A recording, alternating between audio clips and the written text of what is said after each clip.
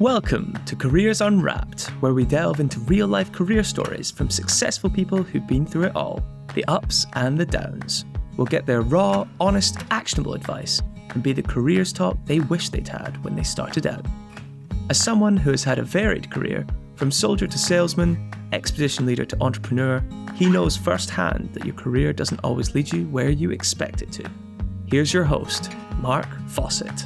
So hello and welcome to Careers Unwrapped. I'm your host, Mark Fawcett, and with me today is Nicola Bird. Now, Nicola is the founder and also the managing director at Xcel, and they're a leading construction training academy. So we're going to talk a bit about construction, a bit about lifelong learning and education as well. She spent over 15 years in construction, but she's also an award-winning entrepreneur. She's a CEO and she's a college lecturer. She's also been selected as one of the top 10 inspirational women in construction. So we'll hopefully be talking about how she's developed her career to fulfill her own potential, how she's now committed sharing those lessons and also attracting a more diverse and wider breadth of talent into the construction industry. So Nicola, welcome to the show. Oh, thank you very much for having me. So I think we'll start, because you've had a busy career already. What led you into it? So what did you do out of school that started you on this path? Out of school. So I went to a very academic school, the girls' school, and I didn't fit in, the truth be known. My sister, who now runs a business with me, she's the more academic one. I was the sporty one, but I was getting into trouble as well. I did bump it down in my last 2 years. The reason for that being that a couple of my mates got expelled, so I had no choice.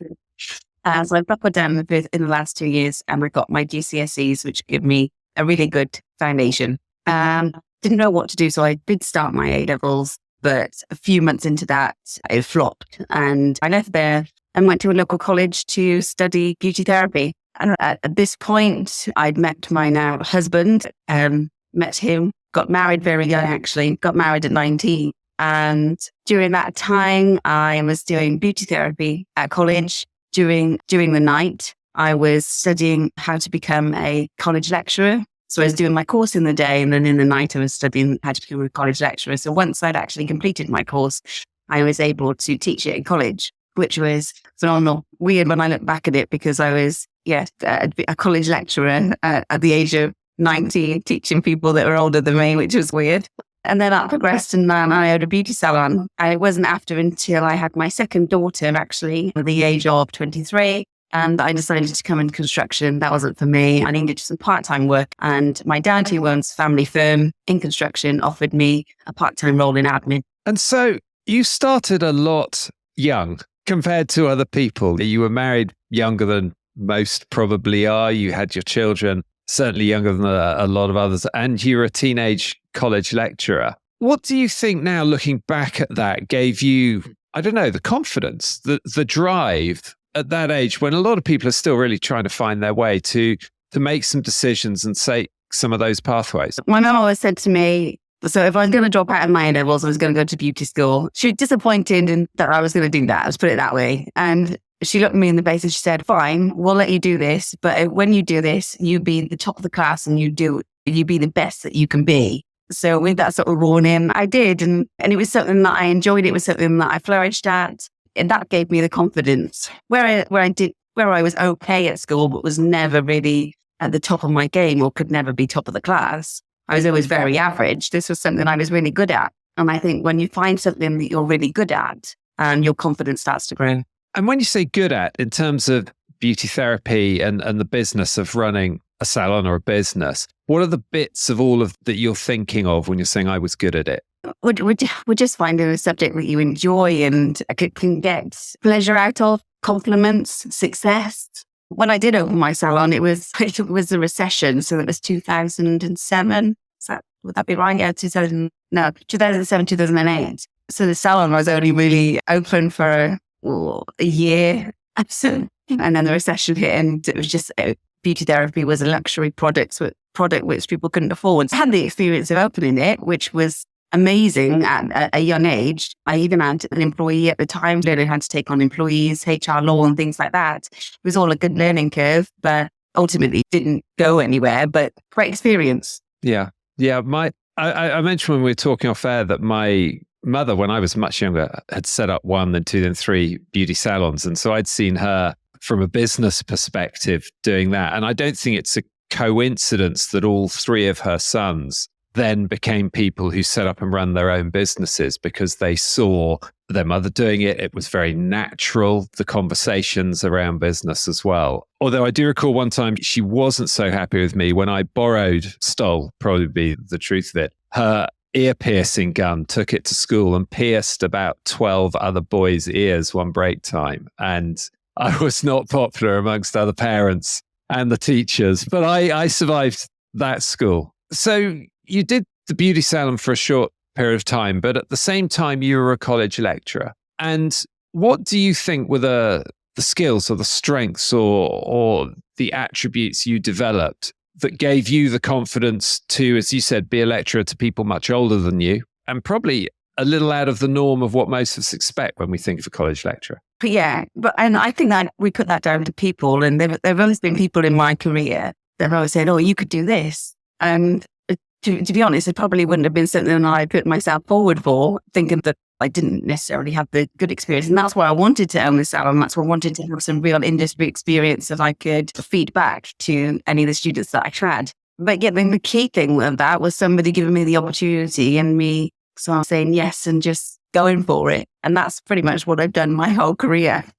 And in terms of going for it then, let's leap forward to today because you run Xcel. Why don't you just give us a brief explanation of what that is? So Xcel is a construction school, and it's the UK first industry-led construction school. And so it all started, it's an amazing facility here. We are co-funded by government to build it. So in 2020, when COVID struck, there was a pot of money made available through the Getting Building Fund, which I applied for. It was the first bid that I'd ever done. And we were awarded 1.96 million, which my family business co-funded as well. And we built this brilliant school. So it's a school that does anything from apprenticeships to level 7 with site managers. So we see a varied degree of different personnel coming through the doors.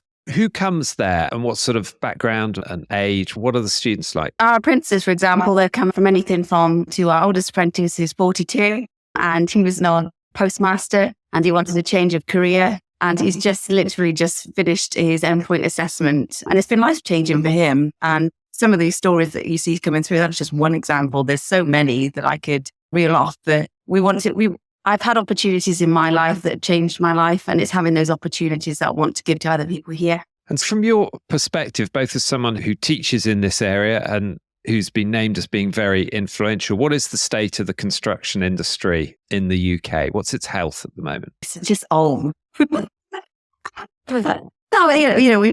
got so much experience out there, but the concern is there aren't enough young people wanting to take it up as an industry choice. And the longer we leave that, we're going to lose the experience and the knowledge without bringing the new ones in quick enough to replace them. And what would your pitch then be if you were talking to a room full of, let's say, younger career starters, 16 to 24, 25 years old? What's your pitch to them to say why work in construction? Everybody needs somewhere to live.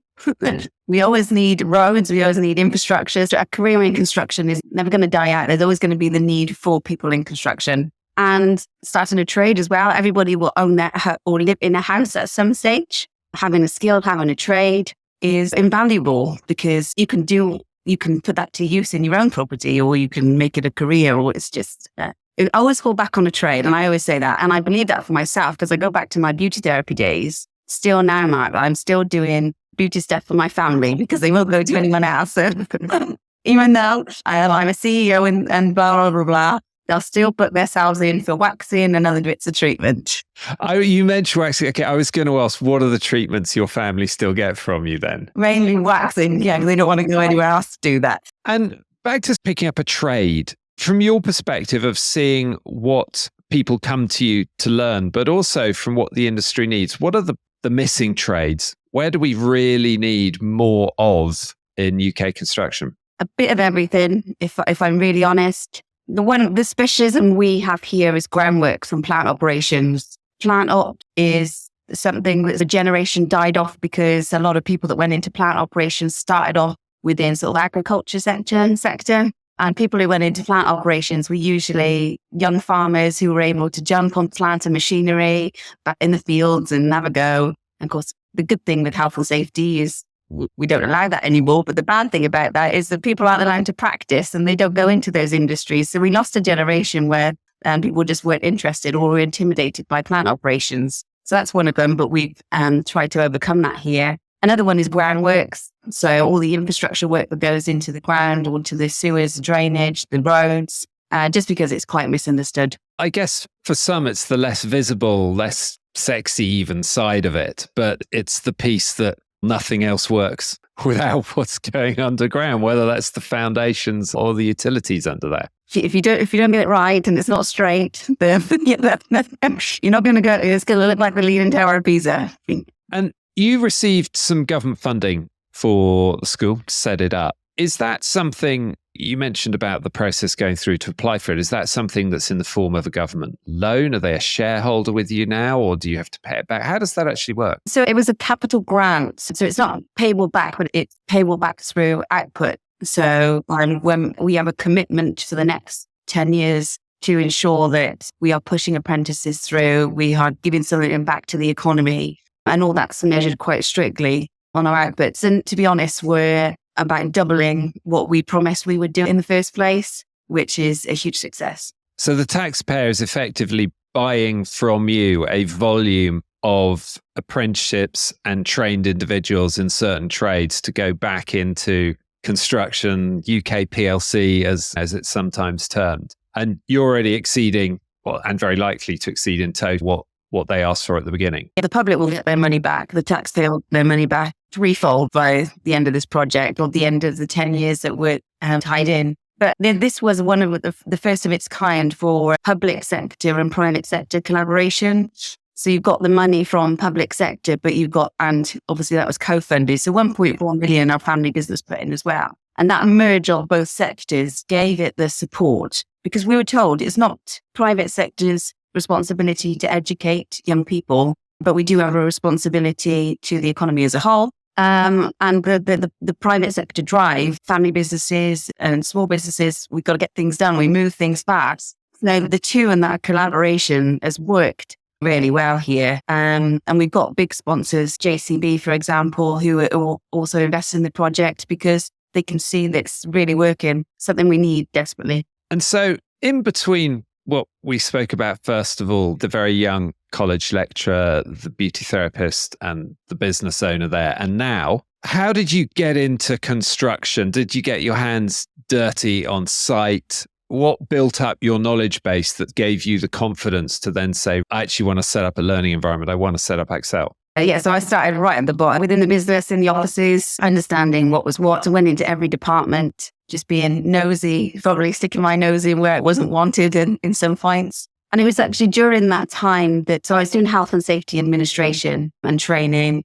And then I was going out onto sites and finding out why we were doing all this health and safety and training. And it was then when health and safety was really coming to a point where contracts it was a win or lose if you didn't really have a good health and safety background. So health and safety is where I thought that the company needed me most. So I wanted to make myself as useful as I could. And I progressed a career in that. I went to university part-time for 3 years. Again, night school, had my 2 daughters at that time. And where I didn't think I was any good at education, because it was a subject that I really liked. And 2017, I graduated with my master's. I tell anybody who wasn't any good at school or didn't particularly like school, you can educate yourself later on in life when you find something you enjoy. And I think what I just love within that is that somebody starting out might think school, university, first job, career pathway, married, children. They might think quite conventional that way. And Nicola, you clearly went, oh, do you know what?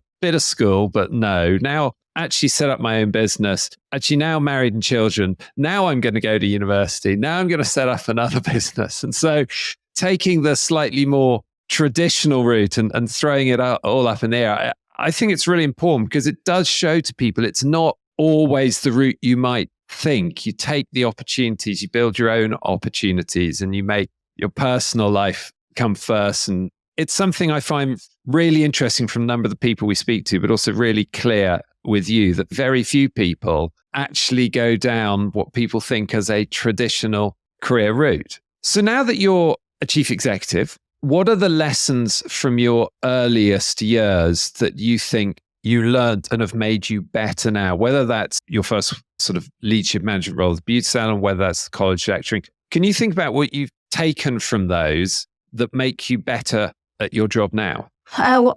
So when I started in the family business, like I said, I had to start right from the bottom. People said to me, your succession, that you'll be taking on the business at some stage. Why are you bothering to go to university? And I always wanted to make sure that I was worthy. Being a family member, you have to prove yourself more than anything. Being a woman in construction, you have to prove yourself more than anything. So I really wanted to show that I knew my stuff, and that included experience and everything like that. Then I was made, after completing my qualifications, I was made director in 2018. I thought, what do I know about directing a business? I know nothing about being a director. So again, I went on another course. So I'd been on business programs, which has lasted another 3 years to develop myself, to be able to lead people in the right way, to coach people, to really understand my numbers, understand my figures. And it goes back to what about educating yourself every time. You don't know what you don't know. And I'm never fearful of telling people that I don't know something. And I will always try to seek out the answers or find out for myself. I've got to educate myself. Education is power. And part of the education, as well as the formal courses that you've been on, is just the education learning that goes through just trying to do a job and seeing how it works out. What have been the fails along the way? The things that didn't work, which maybe at the time felt bad, but you've learned from after that? Yeah. But going back to dropping out my A-levels, that didn't work. Yeah. And when I left school, I could met people thinking, oh, God, what's she doing? Where's she going to go? And having a family at such a young age and getting married so young, but we're still married now. There's still a success. That one's still in the bag and all that one. And I remember doing a construction course. This is for my very first health and safety qualification. And I failed that miserably because I hadn't had enough experience out on site. But I went back and did it again and passed the second time. So yeah, there have been a few failures along the way, but you learn. You without doubt learn from those, and it just brings you back stronger. You mentioned about the challenge at times of being a woman in construction. How has that manifested itself in reality in your life? Where have you found things thinking this is happening because I'm a woman or because of someone else's attitude towards me? What have you felt you've really had to overcome? Oh, just being heard, I think. And having voicing opinions and having them being respected or just listened to. I do still think sometimes, I'm still relatively young in the business sense.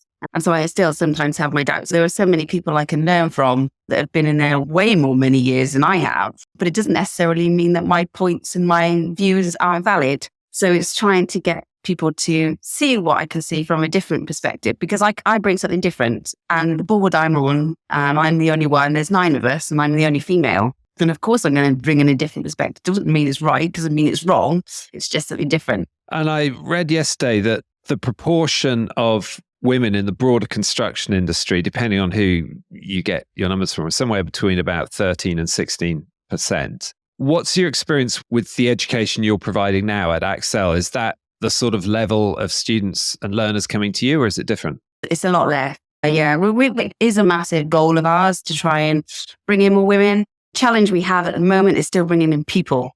So regardless of whether they're male or female, and we still need people in the industry, it's hard enough trying to get still boys interested in it as a career. And the women will come, and that the thing with what we're doing here, so it's run by my sister and I, and there's this 50-50 split, the team we've got here, which shows clear representation of diversity. And that's giving girls more opportunity to come here, and because they can see it and they can understand it and they can have those chats. So it's giving them just more of a choice. It's about having choices at the end of the day. I don't ever think we'll probably get to a 50-50 split. I think that's unrealistic, but we'd like to get somewhere around the 25-30% mark would be nice. Now, you also hold other leadership positions in construction bodies around South Wales and Gloucestershire. Can you tell us a little bit about some of your board memberships and chairs that you've done elsewhere? Yeah, I'm not doing it now, but I have been the chair of Working Well Together, which was in South Wales. That's a health and safety initiative run by the HSE. So again, that was something